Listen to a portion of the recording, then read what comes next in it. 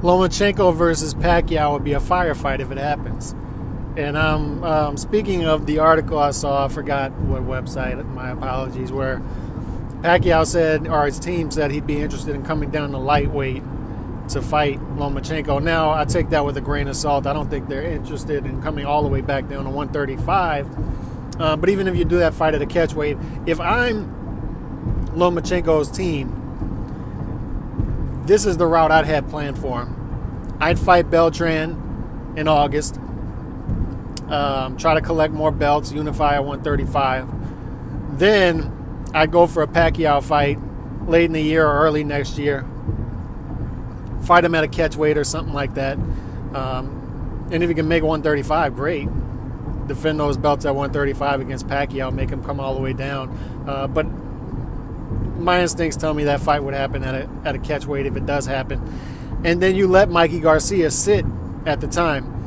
Mikey Garcia has had problems making weight in the past, not at 135, but at other weights. And he's been fighting at the 140s. So you let Garcia sit for almost a year, about a year, and see if he can make 135 in a year. And if he still can, he's still draining himself to get 135. You're a year older. It's tough for you to make that weight. So you let him sit for a while, and you fight him next summer at 135 to unify all the belts. You know, that's the plan I would have for Lomachenko. You got two good fights in the meantime. You got Pacquiao, big name, and it's a winnable fight at this point, and it would be a firefight. I mean, that would be a hell of a fight. All-action fight, a fight fans fight, two big names. That would be a fight. And at this point in the career, look, Pacquiao won the Jeff Horn fight. I mean, let's be honest. But at the same time, he didn't look like himself. And he hasn't looked like himself. And Mayweather knew when to fight Pacquiao. We see that now.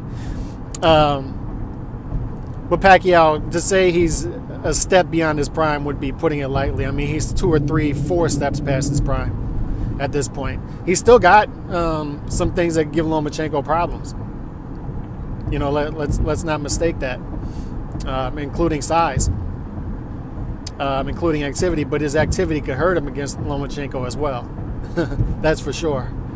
So, if I'm Lomachenko's team, I'm drooling at the idea of a Pacquiao fight at this point in Pacquiao's career, and be another notch on his buckle if he could get that fight. And it's not the fight that you would say automatically just say, oh, Lomachenko will win that fight.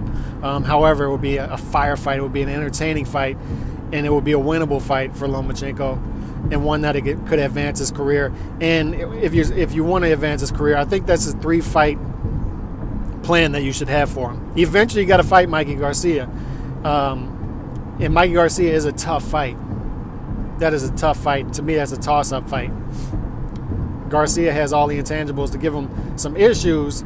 However, the weight is weird because he's bigger than Lomachenko, and that could give Lomachenko problems. However, him being naturally bigger, can he still make 135 comfortably? That's why I'm interested in seeing what he does against Easter in July. How's he going to look at 135 right now? Will he still look good? Is he naturally supposed to be at 140 right now? We shall see. But Lomachenko versus Pacquiao would be a firefight, man. That fight's got to happen. Hopefully everything lines up to where that can happen early next year. Peace.